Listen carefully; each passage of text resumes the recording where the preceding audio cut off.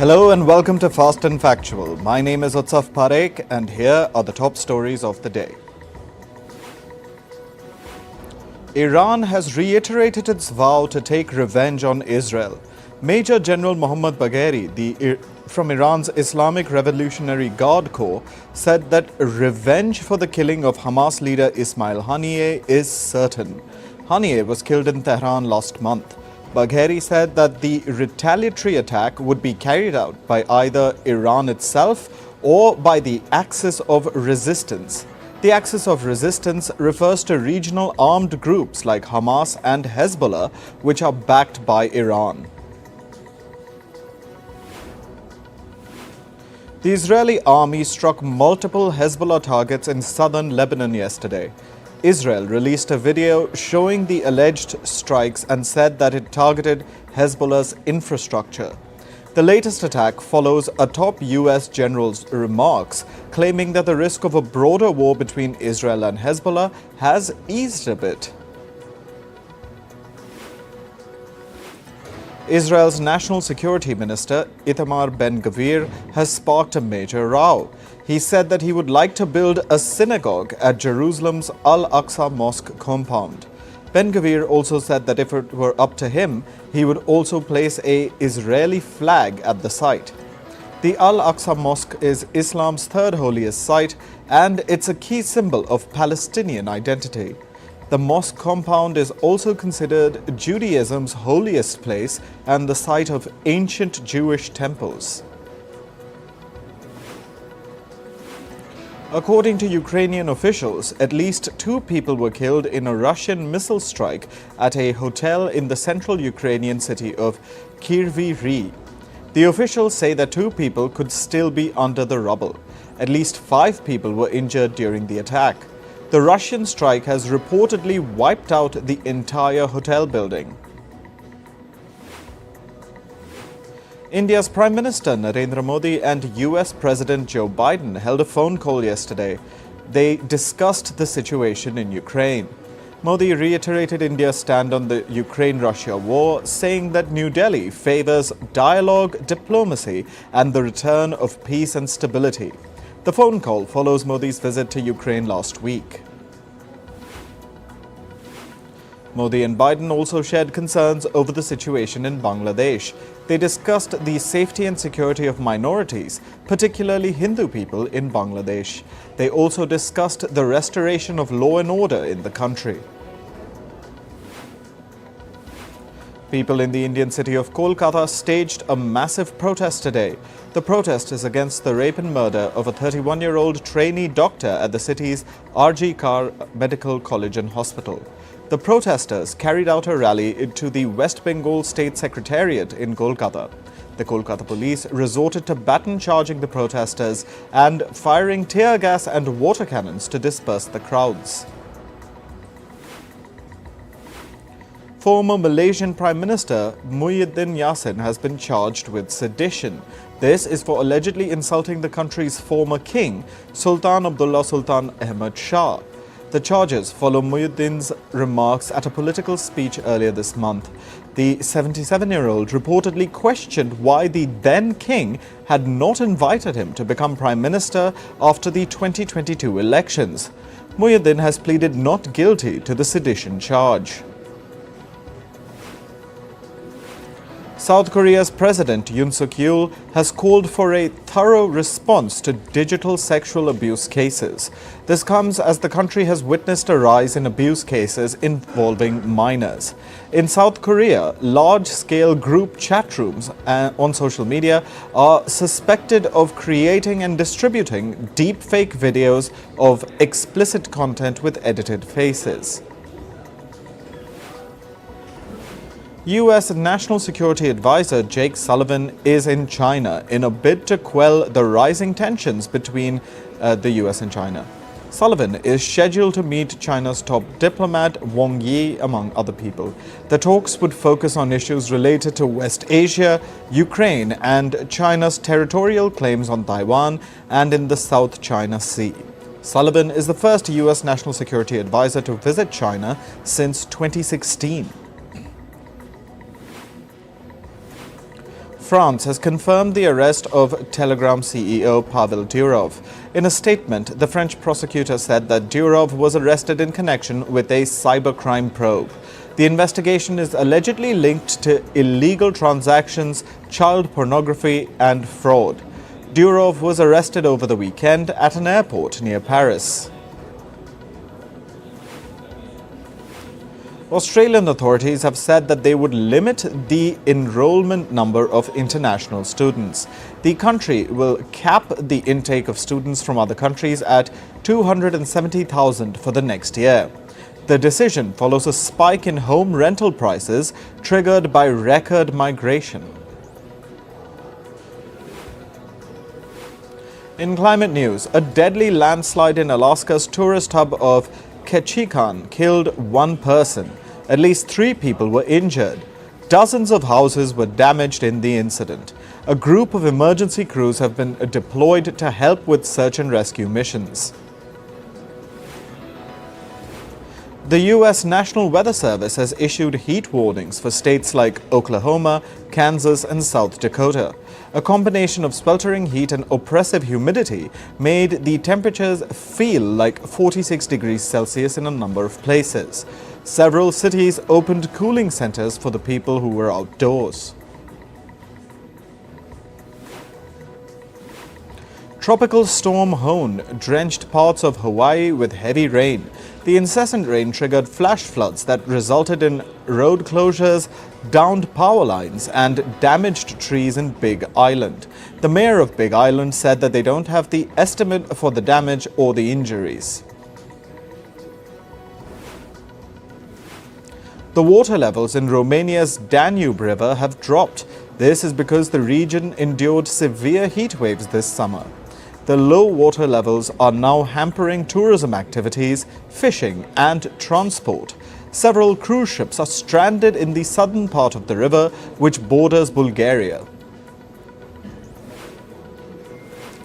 According to Russian officials, hundreds of firefighters are battling raging wildfires in Crimea's Feodosia. The authorities released videos showing emergency workers with machines battling the blazes. Nearly 100 people have been evacuated from nearby areas.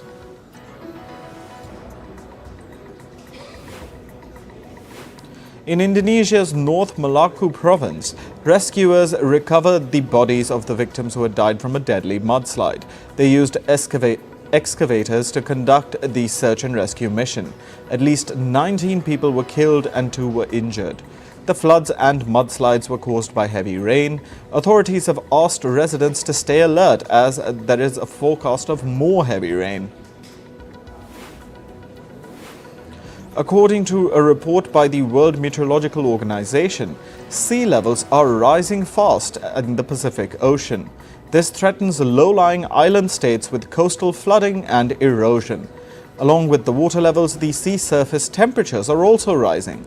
This can harm fish stock and the marine ecosystems. The police have called off the search and rescue mission in southern Iceland after an ice cave collapsed and killed one person and injured one other on August 25th. The search and rescue operations were launched after the reports of 2 people being trapped under a glacier surfaced. On to business and tech news. After the US and European Union, Canada has also hiked tariffs on Chinese electric vehicle imports. The country will levy a 100% tariff on made-in-China EVs starting in October this year.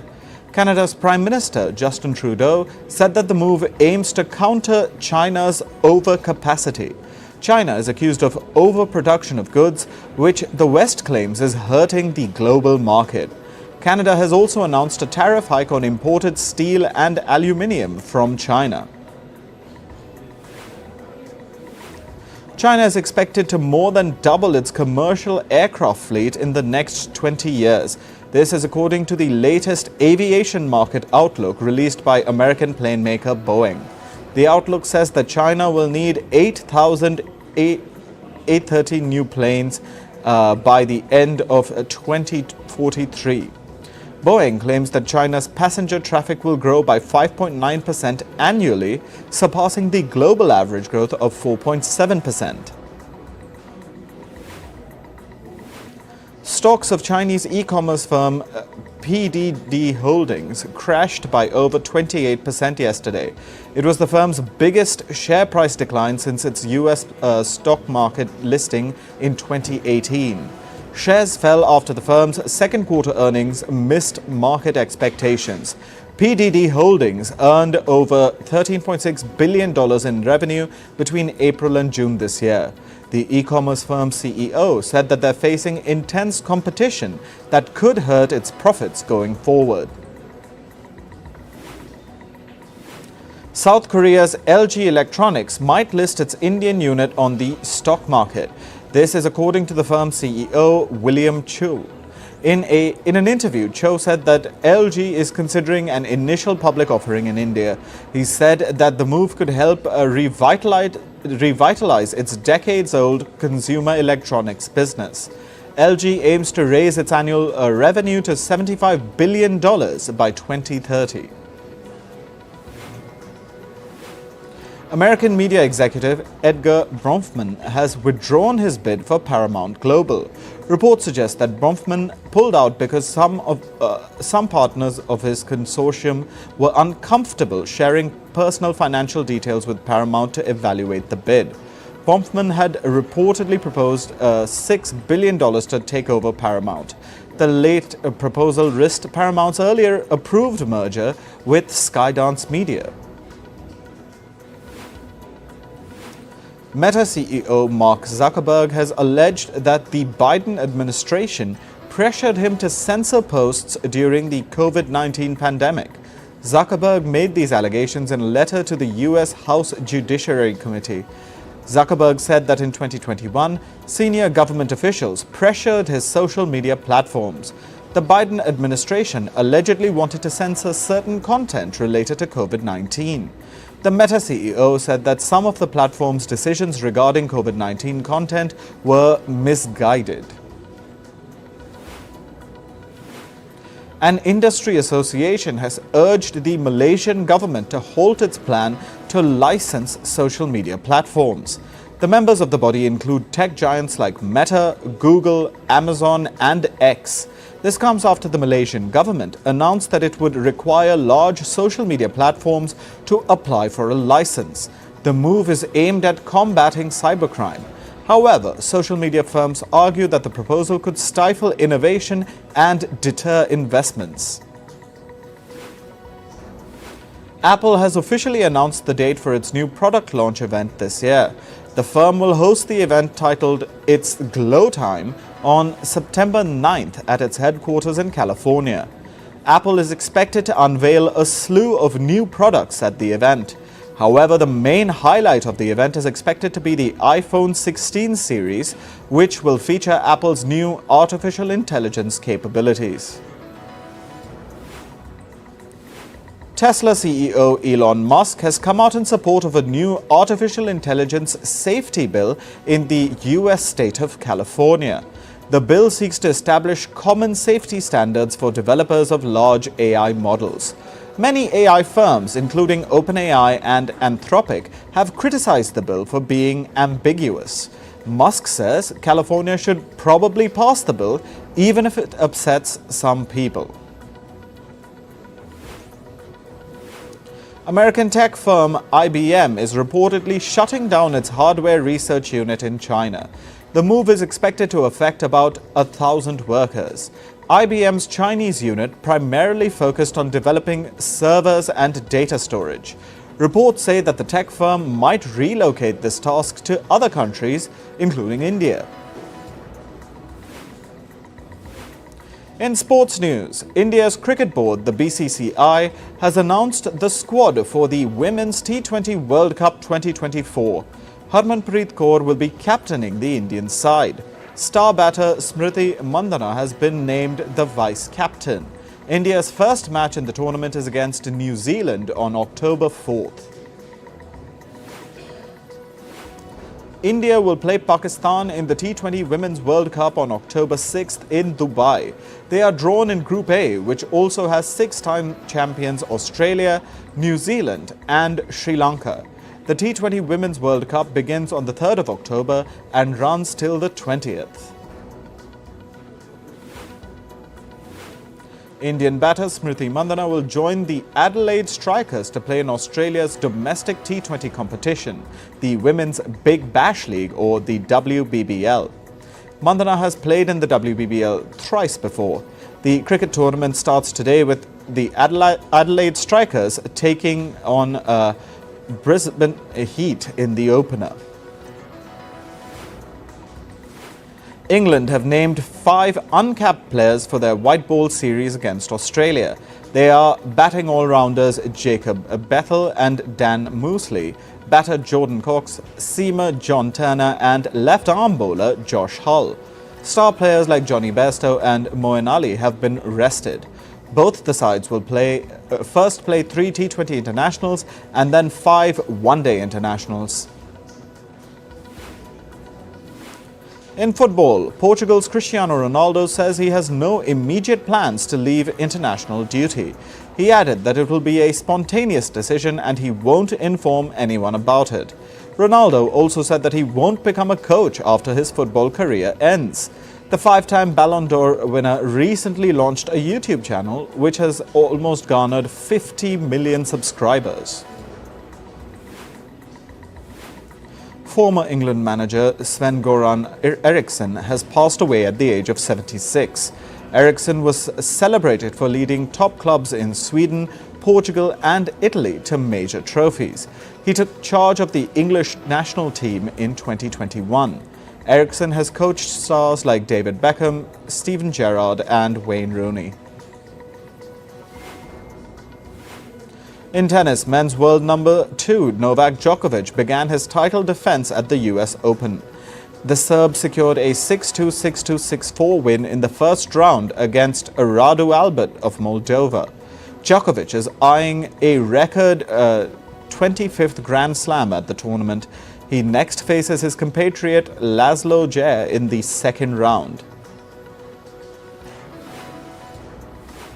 Over in the women's draw, world number 2 Aryna Sabalenka also cruised into the second round of the US Open. She crushed Australia's Priscilla Hon 6-3, 6-3 in round 1. After the match, Sabalenka said that she wasn't in her best form. The Belarusian player will face Italy's Lucia Bronzetti next. Defending champion Coco Gauff has also advanced to the second round of the US Open. She defeated France's Varvara Gracheva 6-2, 6-0 in straight sets. America's Coco Gauff will next play German tennis player Tatiana Maria. India's Sumit Nagal exited the US Open after a round 1 defeat. He lost in straight sets to Dutch player Tallon Griekspoor. He lost 1-6, 3-6, 6-7. Nagal showed strong forehands but struggled with Griekspoor's speed. In entertainment, double tragedy hit American singer and producer Mariah Carey. Her mother and sister died on the same day over the weekend. A heartbroken Carey revealed the news in an interview. The cause of their deaths was not revealed. Selena Gomez is all set to return to her Disney roots with Wizards of Waverly Place. Talking about it, she said in an interview that it felt like a dream because it was where it all started for her. She hopes that this new season brings the same joy to the audience that they felt when they were young. The series is slated to premiere on Disney later in 2024. Angelina Jolie starrer Maria is all set to premiere at the Venice Film Festival. She stars as Maria Callas in the new film. Callas was a Greek-American soprano who was one of the best-selling artists of her time. She died at the age of 53 in 1977. The Venice Film Festival begins tomorrow. Kate Winslet has joined the upcoming Hulu series The Spot. She will be seen in the role of a surgeon who allegedly kills a child. Winslet will also serve as the series' executive producer. The series is under development as of now, and the release date has not been revealed yet. Emilia Clarke has been roped in to play the lead in a spy thriller series titled Ponies. The show is about two female CIA operatives who uncover a vast Cold War conspiracy. Amid this, they also discover that their husbands were killed as part of this plot. Wednesday star Jenna Ortega has revealed that she auditioned for the space adventure film Dune. Ortega, in an interview, said that she might have auditioned for Zendaya's role Chani. She mentioned that filmmakers did not discuss the role as everything was kept secret. Ortega is currently promoting her new film, Beetlejuice, Beetlejuice. Bashir Sylvian has been added to the cast of Jurassic World 4. The cast already boasts of a stellar ensemble with actors like Scarlett Johansson, Jonathan Bailey and Mahershala Ali in the list. The film is slated to release in 2025. The trailer of the upcoming drama series Dr. Odyssey released yesterday. The show is about a medical crisis that arises on a luxury cruise ship. It features actors like Joshua Jackson, Don Johnson, and Shania Twain. HBO has set the premiere date for the final season of the dramedy series Somebody Somewhere. It'll premiere on the 27th of October. The cast members include actors like Jeff Hiller, Mary Catherine Garrison, and Tim Bagley. Actor and singer Lea Michele has become a mother again. Michele shared on social media that she has welcomed a baby girl. She posted a picture of her baby to give a glimpse to her fans. That's all for this episode of Fast and Factual. Thank you for watching and stay tuned to